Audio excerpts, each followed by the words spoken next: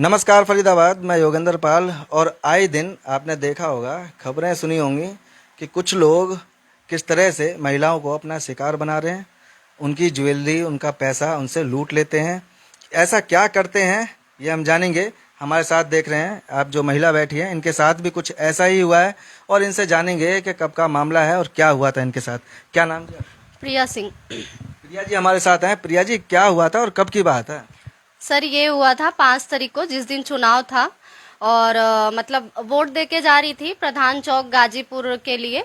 तो वहीं पे एक लड़का आता है, वो मेरे से पूछता है कि मतलब ये दीदी गणेश हॉस्पिटल बता दो, गणेश हॉस्पिटल कहाँ है।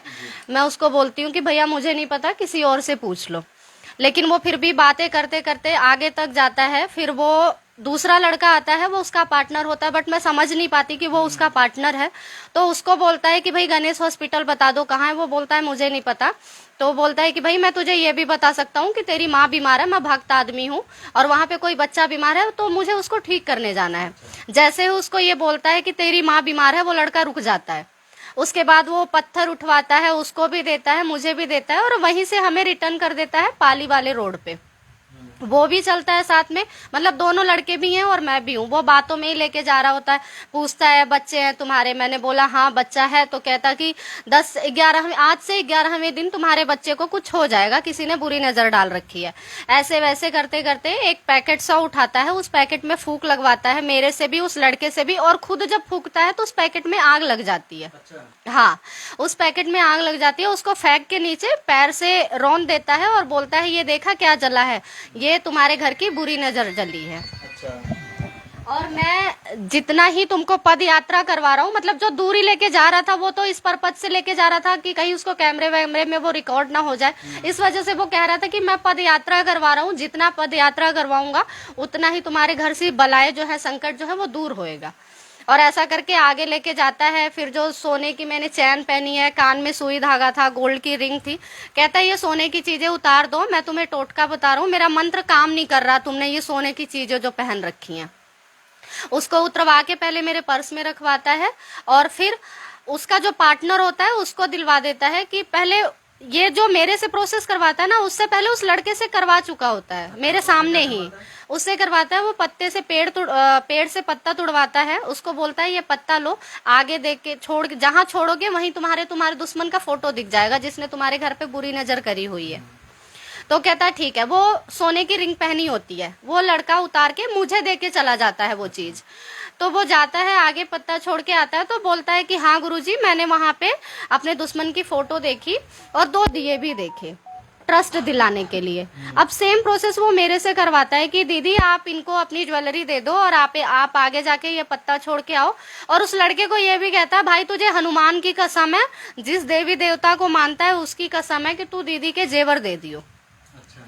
और जब तक मैं पीछे आती हूँ तब तक वो दोनों गायब हो चुके होते हैं। जब आप वो पत्ता रख के आते हैं वहाँ, तो आपको भी कुछ दिखता है क्या वहाँ उस नहीं, पत्ते मुझे में? कुछ नहीं दिखा। वो तो बस मेरा ट्रस्ट जीतने के लिए, क्योंकि वो तो उन्हीं के पार्टनर थे ना।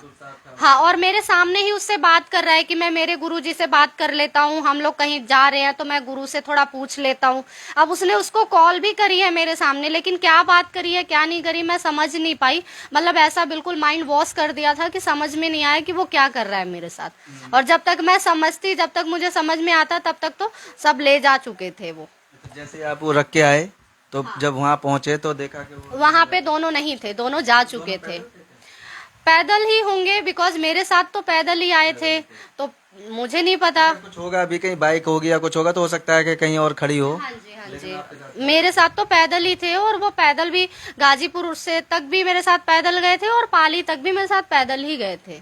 हाँ, उनके पास कोई व्हीकल नहीं देखा मैंने मेरे सामने। तो जब ये आपको मिला था, जो भगत बता रहा था अपने आप को, तो जब मिला था तो आप जा रहे थे, तो आप कैसे, ऐसे ही जा रहे थे कि कैसे? हाँ, मैं भी पैदल ही जा रही थी, और पैदल ही जा रही थी। इतने में वो साइड से आके फिर वो बातों में ही लगा देता है, जबकि मैं उसको बोलती भी हूँ कि भैया मुझे नहीं पता, किसी और से पूछ लो। फिर भी वही कि आप दिल की अच्छी हो, आप सबकी हेल्प करते हो, आपकी कोई नहीं करता, ये वो ऐसे वैसे बातें। फिर बच्चे की बात आ जाती है, तो देखो कोई भी माँ होगी, कोई भी लेडीज के लिए तो फर्स्ट उसका बेबी होता है ना, बच्चे तो होते ही हैं। अब उसने ऐसी बात बोल दी कि मुझे लगा कि हाँ शायद क्या पता कुछ हो, तो इस वजह से मैं उसकी बातों में आ गई। तो यही दूसरा, जब वो लड़का आया तो वो भी एक बिल्कुल ऐसे था जैसे कोई अनजान आपकी तरह ही, हाँ बिल्कुल आम वो भी उधर से आ रहा था तो उसे भी ऐसे ही रोका, उससे पूछा तो आपको लगा कि ये कोई मेरी तरह ही है। मेरी तरह ही है। नो अननोन ही है, मुझे नहीं पता, मैं समझ नहीं पाई कि ये दोनों पार्टनर है। नहीं तो अगर आपको ये भी लगा होगा कि चलो ये तो है ही एक साथ में मेरे, जब ये भी अनजान है मैं भी ऐसे ही हूँ, मैं भी नहीं जानती इसे, ये भी नहीं जानता, तो ये कम से कम साथ में। हाँ, उसको उससे मैंने पूछा भी, मैंने कहा सच में आपकी मम्मी की तबीयत खराब है? तो कह रहा है हाँ मैं दवाई लेने जा रहा हूँ।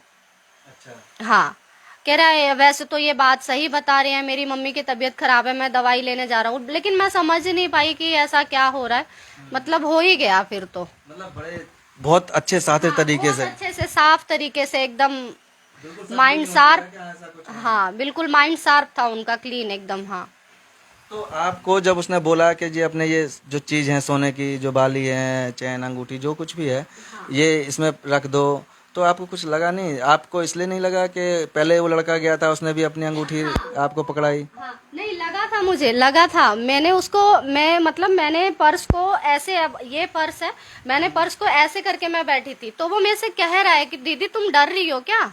मैंने कहा हाँ भैया मुझे डर लग रहा है। कह रहा है अरे मैं तेरा भाई हूँ बहन, तू डर क्यों रही है, ऐसा कुछ नहीं होएगा, और मैं तेरे से कोई पैसे नहीं लूंगा, और अगर मैं पैसे लूं तो तेरा चप्पल मेरा सर, ये वो, मतलब ऐसी ऐसी बातें कि बिल्कुल एक जैसे भाई बहन वाली बातें होना कि हाँ आप मेरे दर्द को समझ रहे हो कि मैं किस दर्द से गुजर रही हूँ। तो इस तरीके से आप वहां फंस गए जहां उसने बच्चे को बीच में बच्चे लिया। की बात कर दी बीच में, बच्चे की आपको बात, डराने लगा बिल्कुल। कि ये ऐसा हाँ हो जाएगा, वैसा हो हाँ। जाएगा, इसलिए। तो फिर वहाँ और कोई लोग नहीं थे? और थे वहाँ पे, जैसे कि एक बगल में ही, साइड में ही एक चाय का खोखा था, लड़के थे वहाँ पे, उन्होंने भी देखा था कि हम लोग यहाँ पे बैठे हैं, वो कुछ कर रहे हैं। लेकिन मैं जब रिटर्न आके मैंने उनसे पूछा कि क्या हुआ है, मतलब उनको देखा क्या उन्होंने, तो उन्होंने बोला कि हमने नहीं देखा, वो उधर गए हैं। अब मैं भी पैदल थी तो मैं तो कितना ही सफर करती, कहाँ जाती मैं, फिर भी मैं आगे गई तो एक मुझे भैया मिले, बाइक से थे वो, उन्होंने मुझे आगे तक दिखवाया कि हाँ चलो बैठो मैं तुम्हें दिखा के लाता हूँ, कभी आगे दिख जाए। लेकिन नहीं दिखे वो, हम आगे तक भी गए थे लेकिन वो दिखे नहीं, वो तो चले गए फिर। हाँ, वो दिखे नहीं। हाँ जी। तो अब आप समझ सकते हैं फरीदाबाद कि किस तरह से एक महिला को बहला फुसला कर, बातों में उलझा कर, बच्चे का डर दिखाकर, डरा धमका कर कि आपके बच्चे के साथ ऐसा हो जाएगा, वैसा हो जाएगा, झांसे में लेकर उसके साथ क्या क्या चीज थी? सोने की चैन थी, कान में सुई धागा था और गोल्ड की रिंग थी, 3 चीजें थी। और कुछ कोई पैसे वैसे? नहीं पैसे तो नहीं थे, बिकॉज पैदल ही गई थी, घर से थोड़ी ही टाइम में वोटिंग का था तो पैदल ही गई थी, तो पैसे तो 10 रुपए भी नहीं थे पास में। हाँ पैसे नहीं थे। तो कहीं किसी सीसीटीवी फुटेज वगैरह में कहीं? हाँ फोटोज कैमरा सब आ गया है, मैंने एफआईआर भी करवाया था। 5 तारीख को मैं 2 बार थाने गई, बट कोई सुनवाई नहीं हुई थी क्योंकि उस टाइम सिस्टम बिजी था, सब लोग वोटिंग में बिजी थे। 9 तारीख की शाम को एफआईआर दिया उन्होंने मेरे को, मतलब दर्ज करा, उसकी कॉपी दी। और 10 तारीख की सुबह में 8:30 बजे मेरे को फ्रॉड कॉल आता है कि जी मैं रोहतक थाना से बात कर रहा हूँ और आपने एफआईआर लिखवाई थी, तो आपका एफआईआर का रकम 20,000 का ही है। मैंने बोला भैया आज के टाइम में सोना इतना महंगा है और ये 3 चीजें हैं तो 20,000 की तो होंगी नहीं। मैंने कहा मुझे नहीं पता उन्होंने किस बेस पे 20,000 डाला है। तो कहता जी हम ना यहाँ सिस्टम में अपडेट कर रहे हैं, तो अपडेट करने के 5,000 रुपए लगेंगे। फोन पे यूज करते हो? मैंने कहा हाँ करती तो हूँ। तो कहता कि ठीक है आप फोन पे यूज ओपन करो, मैं आपको नंबर बता रहा हूँ। मैंने उनका नंबर लिख लिया, फिर मैंने बोला, मैंने कहा सर ऐसा है जब आप ऑन कॉल रहोगे तो मेरा नेट नहीं चलता, आप फोन रखो मैं फिर करती हूँ आपको। फिर मैंने जहाँ पे एफआईआर करवाया था डबुआ थाना में, तो वहां पे मैंने कॉल करी, मैंने बोला, मैंने कहा जी ऐसे ऐसे कॉल आई मेरे पास, तो उन्होंने बोला नहीं फ्रॉड कॉल है, किसी को पेमेंट नहीं करनी कोई। मैंने कहा ठीक है। उसके बाद भी उसकी कॉल आती है कि जी आपने पेमेंट नहीं करी। फिर मैंने उसको बोला, मैंने कहा भैया मैं आपको जानती नहीं हूँ, और आप ऐसा करो अगर आपके पास चीज है तो आप लाओ, दो मेरे को, मैं आपको कैश पेमेंट दे दूंगी। तो फिर उसकी कॉल कट गई। उसके बाद फिर किसी एडवोकेट की कॉल आती है कि मैं एडवोकेट बात कर रहा हूँ, हम आपके काम को जल्दी करवा देंगे और जब आपका चीज मिल जाएगा तो कोर्ट से कुछ होता होगा, उन्होंने अपने लैंग्वेज में बोला था कि क्या होता है। तो उन्होंने बोला मैं करवा दूंगा, मेरे से बात कर लेना, ऐसे वैसे। उसके बाद अभी तक किसी की कॉल नहीं आई और ना वो पकड़े गए हैं आरोपी। हाँ पर कैमरे में आ रहे हैं? हाँ रिकॉर्डिंग आई है, वीडियो, मतलब जो थाने के जो आईओ साहब हैं उन्होंने भी, और भी लोगों ने वहाँ पे जो मतलब तस्दीक करी है, उस तस्दीक में भी आया है कि हाँ उन्होंने वीडियो निकलवाई है, सारी चीजें हैं उनके पास, प्रूफ है। दिख रहा है उनको कि हाँ ये 2 लड़के मेरे साथ जा रहे हैं, आ रहे हैं, सारी चीजें हो रही हैं, और मैंने भी पहचाना उनको कि हाँ यही हैं, तब भी कोई सुनवाई नहीं है अभी तक। तो कुछ कितनी उम्र होगी लगभग उस भगत की? भगत उस लड़के की उम्र कम से कम 18 से 20-22 के साल की है, इससे ज्यादा बड़े नहीं है वो, जो भगत बता रहा है। 18 से 20 साल की उम्र है लगभग। अब आप समझ सकते हैं कि जिसने अपने आप को भगत बताकर, तो आपने कभी मन में आया नहीं, ऐसा लगा नहीं कि इससे पूछूं कि जी आपकी उम्र तो इतनी है नहीं और आप कह रहे हो कि भगत? नहीं, बस अब वही है ना कि माइंड इतना उस टाइम काम नहीं कर पाया ना। पूछा, बता दिया कि नहीं पता है जी। हाँ हाँ, और ऐसा कभी अभी हुआ नहीं था तो इतना चौकन्ने भी नहीं थे, बट अब तो हो गए हैं कि हाँ। और अक्सर ऐसा होता है जब किसी के साथ कोई घटना घटती है और इस तरह से कोई होता है, तो जब वो उसको डराने धमकाने लगता है, कोई बच्चे का डर दिखाने लगता है, तो आदमी के मन में थोड़ा सा भय हो जाता है अपने परिवार को लेकर, बच्चों को लेकर, जिसकी वजह से वो आगे कुछ सोच समझ नहीं सकते और उनके जाल में फंस जाते हैं। और ऐसा पहली बार नहीं हुआ आपके साथ, ऐसा बहुत लोगों के साथ। हाँ, मेरे साथ होने के बाद भी मैंने कम से कम 4-5 खबरें सुन ली ऐसी कि हाँ ऐसा हुआ है, लेकिन कहीं कुछ फिर भी पता नहीं चल रहा, फिर भी मतलब नहीं समझ में आ रहा है कि प्रशासन इतना ढील क्यों दे रही है। अभी फिलहाल में ही भैया दूज के दिन यहाँ पे 3 नंबर मस्जिद पे हुआ है कांड, वहां पे भी कैमरे हैं, कैमरे के नीचे ही हुआ है सारा कांड, लेकिन अब देखते हैं आगे क्या होता है। कैमरा, वो फोटो भी एक बार दिखाएंगे आपको, जो फोटो आपके पास होगी, फोटो या वीडियो, वो भी दिखाएंगे। ये देख सकते हैं कि किस तरह से, ये देखें फरीदाबाद,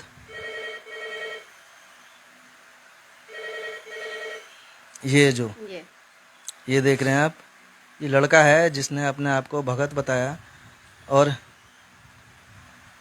इनके साथ धोखाधड़ी करके इनका जो भी सोने की जो ज्वेलरी थी वो सारी ले गया, जैसा कि बता रहे हैं, चैन, रिंग, अंगूठी। और ये दूसरा भी आएगा इसमें। हाँ, ये आ रहा है, दूसरा पीछे आ रहा है, ये आ रहा है, ये दूसरा लड़का है। हाँ, जो वहां से गुजर रहा था अजनबी की तरह, और ये भी साथ में मिला हुआ था, ये देख रहे हैं। तो फिर फोटो इनका है कोई? हाँ, फोटो है। तो आप देख सकते हैं कि किस तरह से इस तरह के जो धंधे हैं वो बहुत ज़्यादा चल रहे हैं, बहुत महिलाओं को इस तरह से ठगा जा रहा है, उनके किस तरह से माइंड वॉश करके, और उनकी जो ज्वेलरी है, जो सोने की, ये देख सकते हैं, यही वो भगत है जिसने धोखाधड़ी करके। तो कितने का जी होगा सामान, कितने का होगा? लगभग 1.5 से 2 लाख। चैन है और जो आप कान के बता रहे हैं, सुई धागा है और हाथ के, हाँ, अंगूठी है। और वैसे भी महंगा सोना, हाँ, 80,000 रुपए सोना है। 1.5 से 2 लाख। बिल्कुल, 1.5 से 2 लाख रुपए है। तो आप समझ सकते हैं कि कोई महिला 1.5 से 2 लाख रुपए का जिसका नुकसान हो जाए, चली जाए, तो उस पर क्या बीतेगी। और बात करेंगे, हमारे साथ है, क्या नाम है? आरती चौहान। ये जो इस तरह की जो ये घटनाएं हो रही हैं, तो क्या कहेंगे इनमें? इसमें सारी जो प्रशासन की गलती है, पुलिस वाले कोई साथ नहीं दे रहे हैं, गरीबों का कोई साथ नहीं देता। आज के टाइम में गरीब कहाँ से सोना बनवाए, नहीं बनवाया जाता। पुलिस वालों को इतनी बार फोन किया है, जाते हैं, परेशान होती है डेली मैडम, पर कोई हमें सुनवाई नहीं हो रही। सरकार कहते हैं जी बेटी बचाओ बेटी पढ़ाओ, हाँ, नारे लगाती है, पर उसका क्या फायदा। ना महिला सेफ है, ना 5 साल की लड़की सेफ है, कोई सेफ नहीं है आज के टाइम में।